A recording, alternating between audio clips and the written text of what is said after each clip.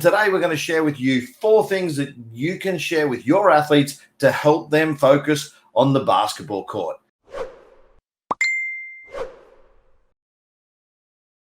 Coach Craig Rowe here with yet another episode, the 4th one of the Coach Approach. If you haven't checked out the other episodes, make sure you do so. And today, I want to talk about how to improve focus on court.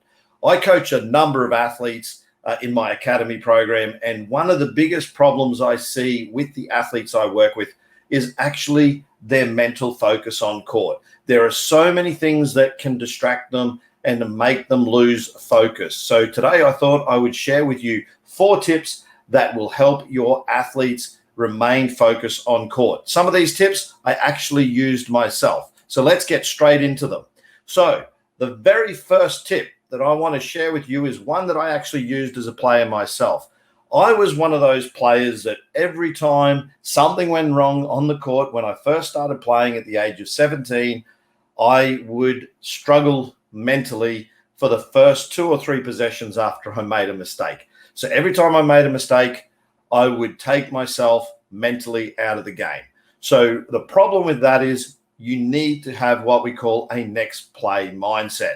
So if you haven't heard what a next play mindset is you basically need to focus on every single play in and of itself. So we always want to focus on the next play, because once a play has occurred, we cannot take back what has occurred in that instance, whether it be a successful shot, a failed shot, a turnover, whatever it might be. So what I actually did to help overcome the adversity that goes with making mistakes when you're very young is to actually use a trigger. Now, this is a little trick that you might get away with if you have the right tools, and the right tool is an elastic band. Now, I don't know if you can see that, but I'm actually wearing an elastic band on my wrist. And what I used to do is I used to flick the rubber band that was on my wrist. Now, some referees may not allow that on court, but I played for a number of seasons at school with a rubber band on my wrist, and no one ever noticed. So I found one that was roughly a skin tone. And for the first couple of seasons, every time I made a mistake, I would just flick the rubber band and use that as a trigger to actually move myself on. So that was more or less a penalty or a punishment for making the mistake. Funny thing is no one else on my team was privy to the fact that I was wearing a rubber band, and no one noticed.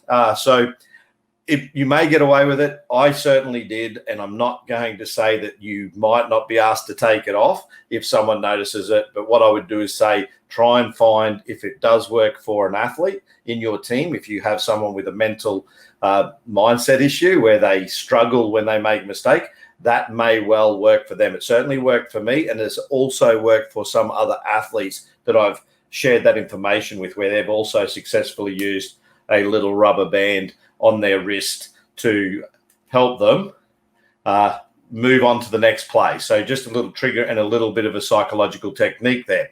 Now, the other thing that I used to do to help me focus in game is actually write things that I wanted to work on in game on my arm.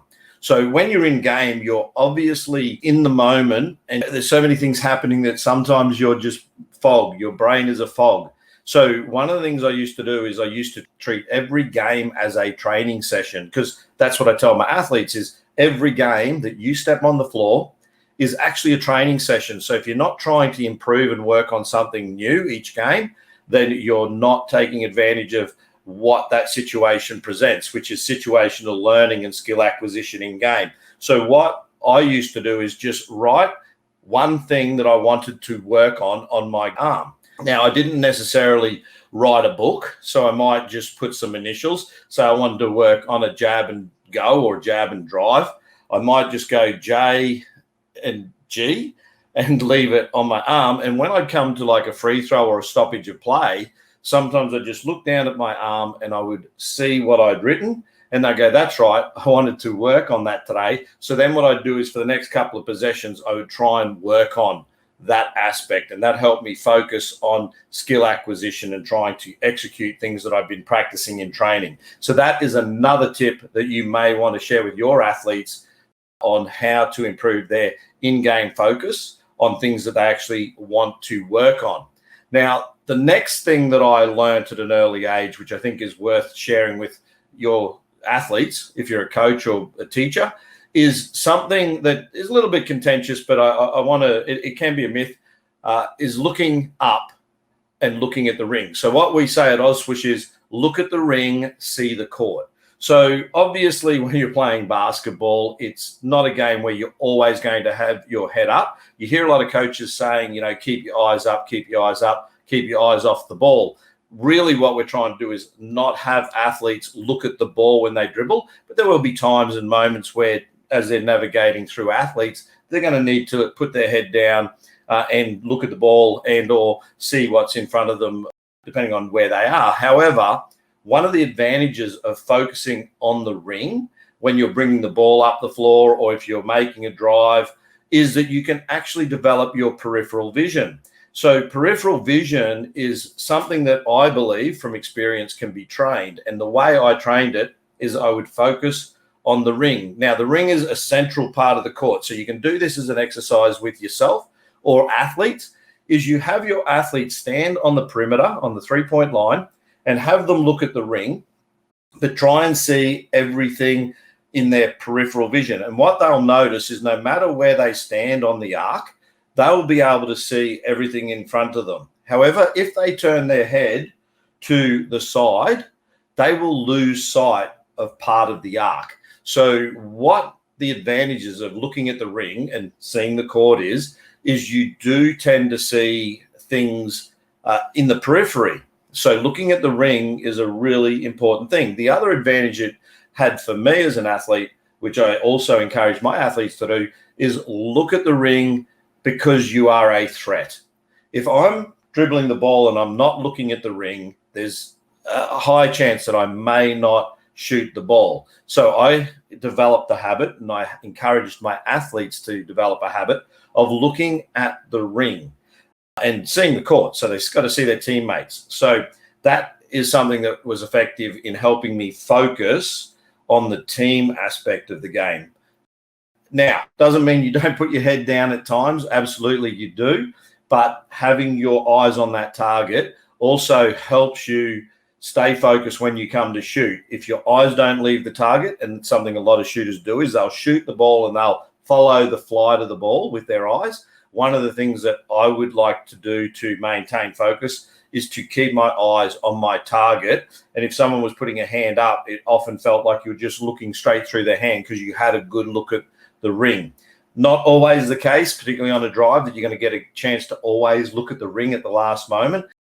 You have to navigate the mess. There's going to be hands and people trying to block you. So yes, you're not going to always see the ring. So people may choose to comment in the comments below around you can't always look at the ring. Yes, I know that. But as a technique of maintaining focus and also being aggressive on offense, looking at the ring and seeing the whole court may give you an advantage over other athletes that don't actually do that, and help not only your teammates, but also help you focus ahead of shooting. Now, the last thing that I believe is one of the most important things and often neglected is make sure you nose breathe when you're playing. So what do I mean by nose breathe? Exactly what it says is you have to breathe through your nose. When you breathe through your nose, you actually deliver 20% more oxygen to your lower lungs. Now, what does this mean? More oxygen in the bloodstream. So when there's more oxygen in the bloodstream, it also means that your clarity, your mental clarity improves. The other thing that we all know breathing does, and people do this as an exercise when they meditate and or just use mindfulness techniques, is it helps reduce stress.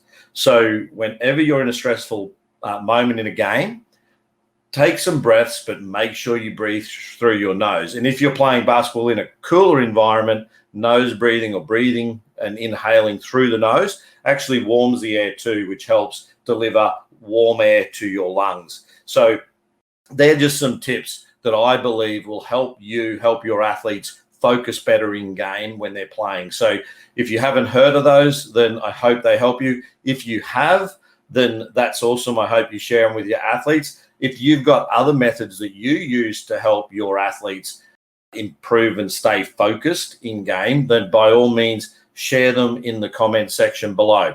Now, at the end of last episode, we had a question on the YouTube channel from New Zealand from a coach, Coach Anderson. I'll read it out.